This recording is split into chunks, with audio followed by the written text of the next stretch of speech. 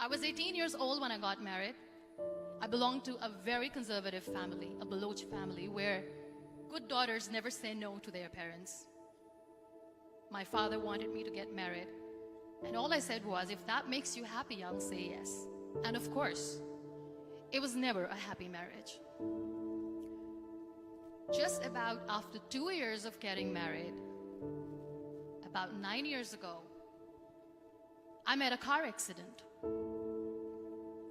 Somehow my husband fell asleep and the car fell in the ditch.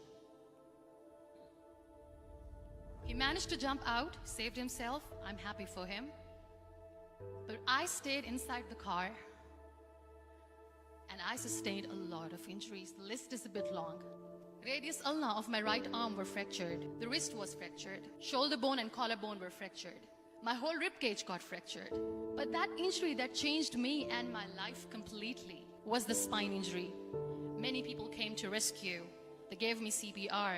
They dragged me out of the car. And while they were dragging me out, I got the complete transection of my spinal cord. Those 2.5 months in the hospital were dreadful. I was at the verge of despair. One day, doctor came to me and he said, well, I heard that you wanted to be an artist, but you ended up being a housewife. I have a bad news for you. You won't be able to paint again. Next day, doctor came to me and said, your spine injury is so bad, you won't be able to walk again. I took a deep breath and I said, it's all right. Next day, doctor came to me and said, because of your spine injury and the fixation that you have in your back, you won't be able to give birth to a child again. That day, I was devastated. I started to question my existence. Why am I even alive?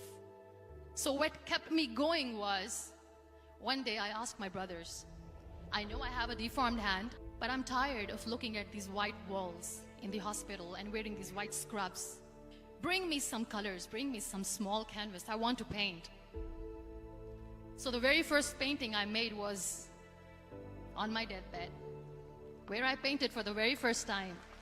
What an amazing therapy it was. Without uttering a single word, I could paint my heart out. I could share my story. People used to come and say, what lovely painting, so much color. Nobody could see the grief in it. Only I could. And that day I decided that I'm going to live life for myself. I am not going to be that perfect person for someone. I am just going to take this moment and I will make it perfect for myself. That I'm going to fight my fears. So I wrote down one by one all those fears. And I decided that I'm going to overcome these fears one at a time. You know what was my biggest fear? Divorce. But the day I decided that this is nothing but my fear, I liberated myself by setting him free. And I made myself emotionally so strong that the day I got the news that he's getting married, I sent him a text that I'm so happy for you and I wish you all the best. And he knows that I pray for him today. Number 2 was, I won't be able to be a mother again. And that was quite devastating for me. But then I realized there are so many children in the world, all they want is acceptance.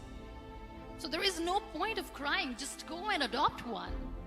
And that's what I did.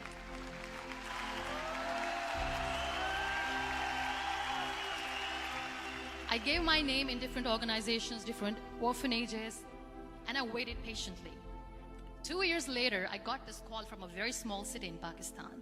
I got a call and they said, are you Muniba Mazari? There is a baby boy and would you like to adopt? I could literally feel the labor pain. I said, yes, I am going to adopt him. I am coming to take him home. And that day, I was 2 days old, and today he's 6. You know, when you end up being on the wheelchair, what's the most painful thing? People think that they will not be accepted by the people because we, in the world of perfect people, are imperfects. So I decided to appear more in public. I started to paint. I have done a lot of modeling campaigns. I decided that I'm going to join the national TV of Pakistan as an anchor person. I became the National Goodwill Ambassador for UN Women Pakistan, and now I speak for the rights of women, children. I was featured in BBC 100 Women for 2015. I'm one of the Forbes 30 under 30 for 2016. So when you accept yourself the way you are, the world recognizes you. It all starts from within. We have this amazing fantasy about life. This is how things should work. This is my plan. It should go as per my plan. If that doesn't happen, we give up. I never wanted to be on the wheelchair. Never thought of being on the wheelchair. This life is a test and a trial, and tests are never supposed to be easy. So when you are expecting ease from life, and life gives you lemons, then you make the lemonade, and then do not blame life for that. It is okay to be scared. It is okay to cry.